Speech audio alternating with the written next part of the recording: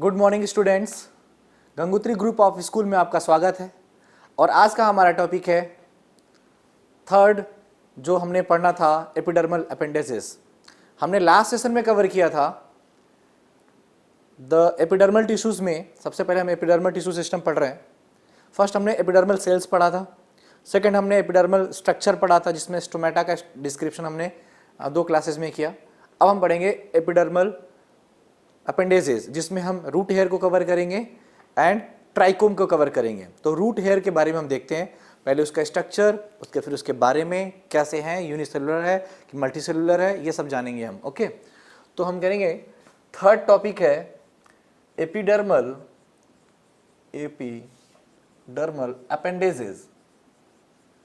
Appendages. Okay, epidermal appendages में हम देखेंगे क्या क्या होगा। सबसे पहले हम बात करेंगे ये outgrowth from the external body. ठीक है, इट इज आउटग्रोथ ऑफ, इसका मतलब क्या होता है? It is outgrowth from the external plant body. Okay, it is located on, या it is present on shoot and roots। ठीक है, both located on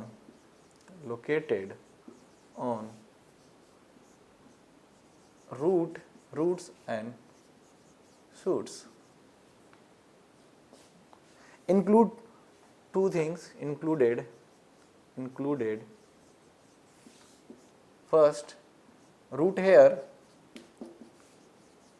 and second trichome.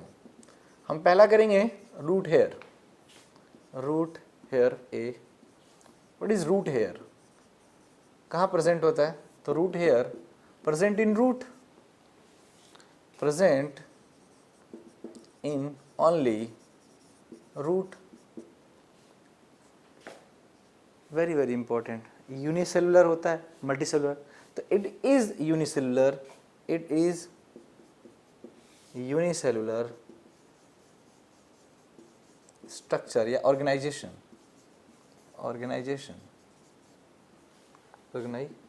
Okay, it is modification of epidermal sales.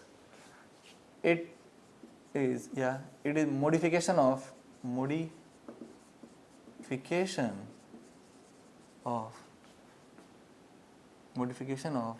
Epidermal cells। It has cytoplasm, nucleus, also vacuole, central vacuole। Okay, central vacuole भी होता है। It is arises from the maturation phase में से। कहाँ से? It is arises from at the phase of maturation. अब हम maturation phase को देखेंगे। ये आपने इस तरह का स्ट्रक्चर मैंने आपको एक क्लास में पढ़ाया था मॉर्फोलॉजी में, और अगर जिस बच्चे ने नहीं पढ़ा है कोई बात नहीं, उसको मॉर्फोलॉजी जब आप लेक्चर आप देख सकते हैं जा करके। तो ये जो मॉर्फोलॉजी में मैंने कहा था ये वाला जो फेज, ये तो क्या हो गया? रूट कैप हो गया। मैंने कहा था ये रूट कैप होते हैं।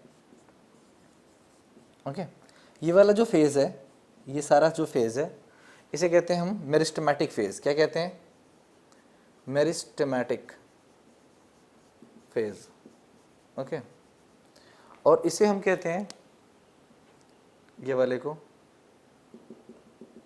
जो फेज है इसे कहते हैं इलोंगेशन फेज। क्या कहते हैं? या इलोंगेशन रीजन ऑफ इलोंगेशन। और इस वाले को कहते हैं जहां से रूट हेयर निकला होता है, ऐसे।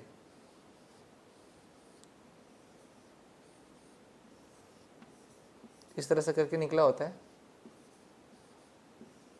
तो इस वाले फेज को पूरे को यहां से यहां तक को कहते हैं हम रीजन ऑफ मैच्योरेशन।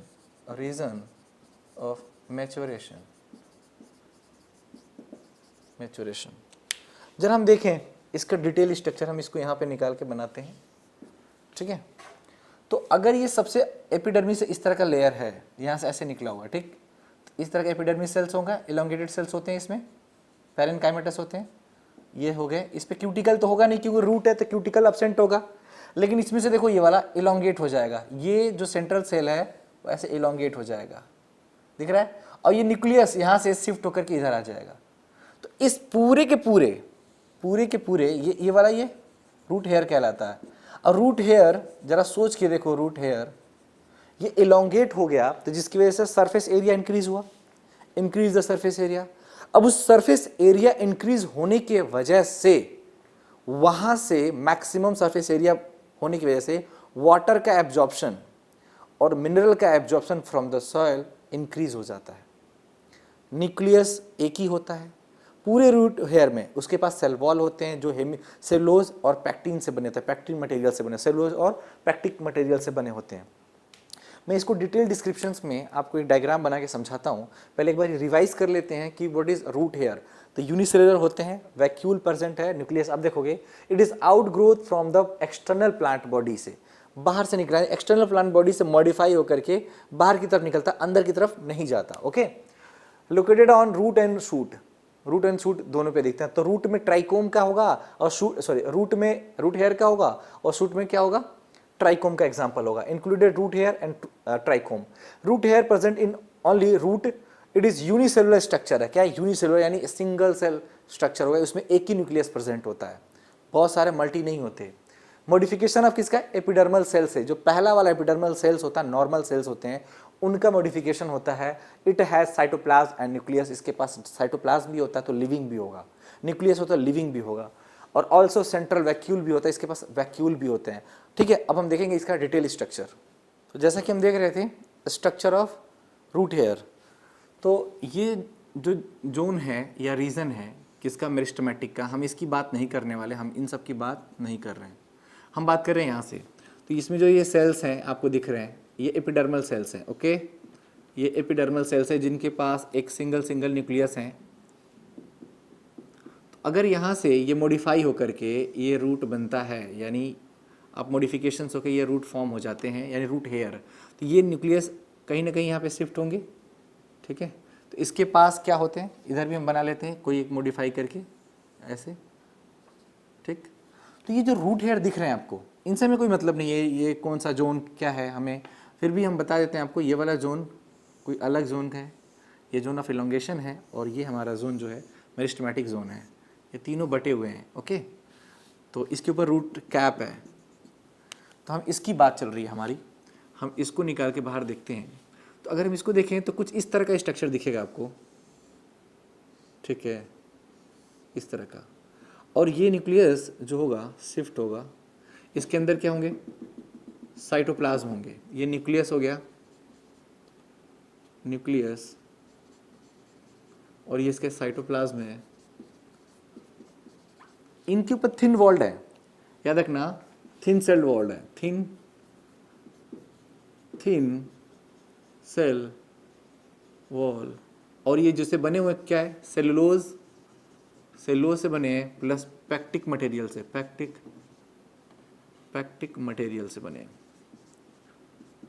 ओके, अब इसकी इतनी साइज होने की वजह से increase the surface area, increase the surface area for absorption of mineral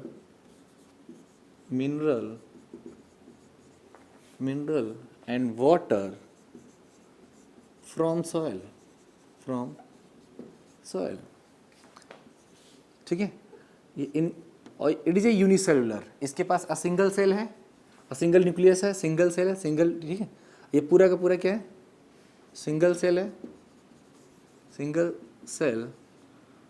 sailed called unicellular nature. ठीक है, आपने देखा कि ये यूनिसेलुलर है, साइटोप्लाज्म भी है, न्यूक्लियस भी है, और इसका थिन वॉल सेल वॉल होता है, पैक्टिक मटेरियल है। ये अराइजेस फ्रॉम रूट, कहाँ से, मेरिस्टेमेटिक जोन से। कहाँ से निकल रहा है, अराइजेस फ्रॉम मेरिस्टेमेटिक जोन। तो आपको याद रखना है, arises from maturation zone, sorry maturation zone. Okay,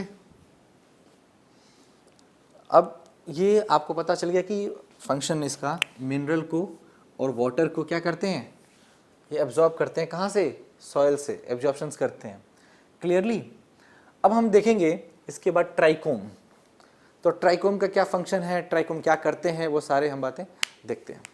तो हम देखेंगे एपिडर्मल अपेंडिसेस में second type trichome. What is trichome? ठीक है, ट्राइकोम क्या है? ट्राइकोम है, it is a very very important. इसमें the epidermal hair on the stem, the epidermal hair on stem is called trichome. The epidermal hair on the stem, वहां पे on the root था तो root hair कहला रहा था, on the stem है called trichome. आगे कर देते हैं, कॉल्ड ट्राइकोम। ट्राइकोम यूजुअली, ज्यादातर यूजुअली कैसे होते हैं? मल्टी सेलुलर नेचर के होते हैं, मल्टी सेलुलर होते हैं, multi cellular. But it may be unicellular, unicellular. Trichome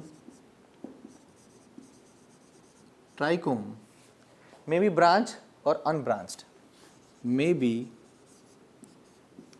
branched and unbranched. Okay, trichome may be soft and stiff, soft and stiff. Clear? It is a modification of stem, epidermal stem. It is modification of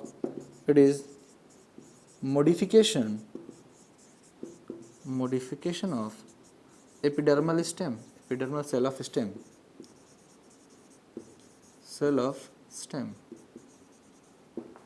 Function. What is the function of trichome? It क्या करता है? Preventing water loss. ठीक है, क्या? Preventing water loss due to transpiration. Function preventing water loss due to transpiration. Okay. Second, it help in the dispersal of fruit and seed भी. Okay. Help in the protection, यानी protection में, involve in protection also, involve protection main function में ये दोनों important है. Preventing water loss due to transpiration, transpiration के समय ये वाटर लॉस को प्रिवेंट करता है, वाटर लॉस नहीं होने देता. And help in the dispersal of fruit and seed को डिस्पर्स कराने में भी हेल्प करता है. देखो, मिंट और सिट्रस ये ग्लैंडुलर सेल्स स्टिंगिंग होते हैं.